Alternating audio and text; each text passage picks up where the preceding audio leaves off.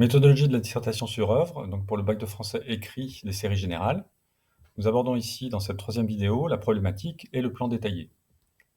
Voici donc les étapes que nous suivons pour la méthodologie. Nous avons jusqu'à maintenant abordé donc les étapes 1 et 2, donc analyse et compréhension du sujet, réflexion, questionnement et connaissance. Voyons maintenant donc comment problématiser et dégager une progression.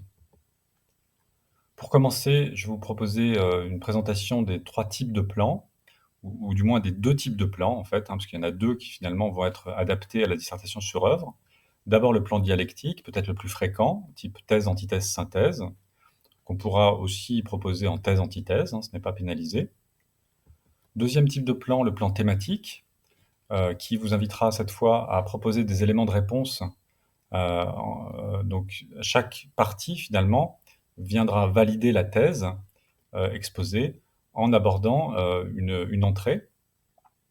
Le troisième type de plan, mais qui n'est pas très adapté pour les dissertations sur œuvre en littérature, c'est le plan analytique, qui correspond davantage à une question qui vous invite à définir une notion, donc constat, situation, cause, conséquence, solution. Je ne vais pas m'attarder sur ce plan. Donc, pour ce qui est de la problématique du sujet assiste-t-on en lisant les cahiers de Douai d'Arthur Rimbaud à la naissance d'un poète singulier, donc ce sont les plans dialectiques et thématiques qui vont nous intéresser.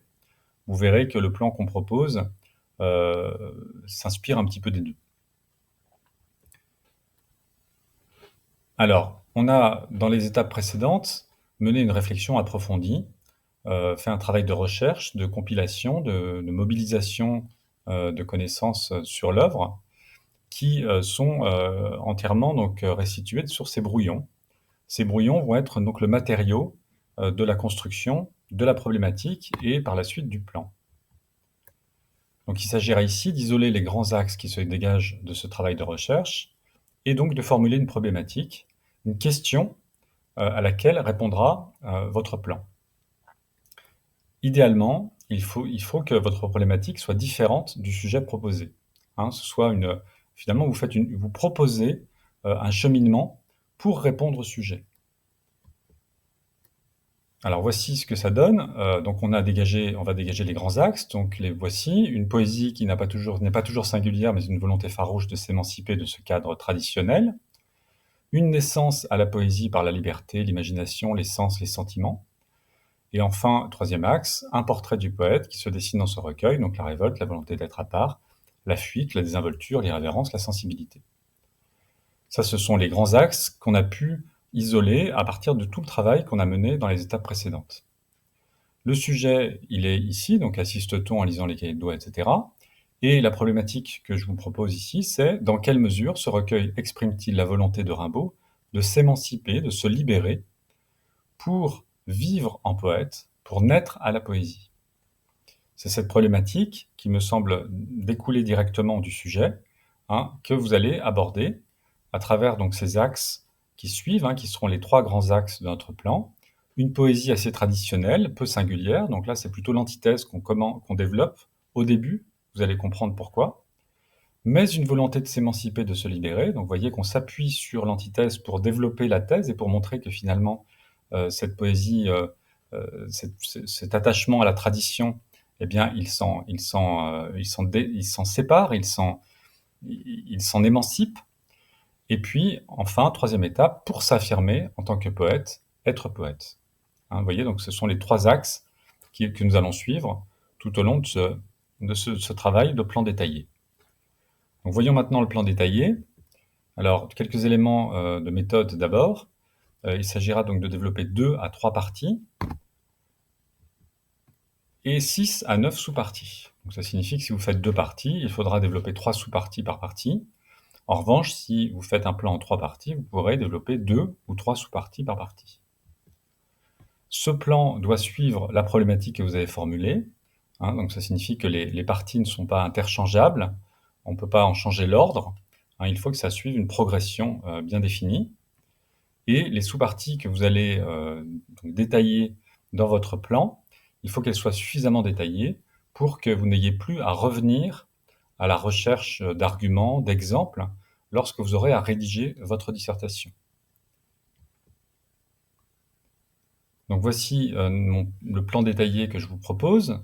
Donc une première partie, un poète qui s'inscrit dans une tradition poétique. Donc on va voir que c'est un poète qui n'est pas très singulier, c'est ce qu'on va développer dans cette première partie. Une forme assez classique. Donc vous voyez pour chaque sous-partie, d'une phrase, j'expose l'argument que je vais développer et je donne des exemples précis, hein, qui pourront directement illustrer mon argument. Hein, donc c'est toujours présenté de la même manière. Donc une forme assez classique, des thèmes traditionnels, et enfin un héritage poétique, hein, en montrant d'ailleurs qu'il dialogue et qu'il rend hommage à d'illustres écrivains qui l'ont précédé, etc. Deuxième partie, une volonté de s'émanciper, hein, de s'affirmer, avec donc première partie une forme poétique assez malmenée. Hein, il reprend des canons de l'écriture poétique, mais finalement il s'en émancipe aussi. Deuxième élément, un ton irrévérencieux, hein, avec ces registres familiers soutenus qui sont mélangés, le fait qu'il brise un petit peu certains modèles, hein, notamment dans ce poème, la Vénus Anadyomène, où, où il ridiculise ce modèle cette image de la Vénus sortant des eaux, et le ton assez insolent, provocateur qu'il utilise parfois. Enfin, un poète rebelle, hein, avec toute cette violence, hein, qu'il exprime dans la critique du roi, de la religion, de la bourgeoisie, etc. Enfin, donc troisième étape, qui s'appuie sur les deux précédentes, se libérer par la poésie, c'est la naissance d'un poète. Donc là, on vient valider finalement la proposition du sujet. Pourquoi la naissance d'un poète? Parce que ce poète, il s'affirme par la fuite. C'est l'idée du mouvement, hein, qui lui permet d'avoir un autre œil sur le monde. Donc il est un poète parce qu'il regarde le monde différemment. Deuxième sous-partie, la poésie comme expérience sensible. Donc là, c'est aborder tous les passages qui montrent cette immersion dans la nature, l'expression aussi toute l'expression intime, hein, de ce que ressent le poète. Et enfin, donc cette quête de liberté libre, hein, cet idéal de vie en tant que poète qu'il exprime notamment à travers le dernier poème, hein, donc le poème Ma Bohème. Voici donc pour les 3 étapes du plan détaillé. Nous avons maintenant terminé le travail au brouillon. Il s'agira dans l'étape 5 de rédiger l'introduction, le développement et la conclusion.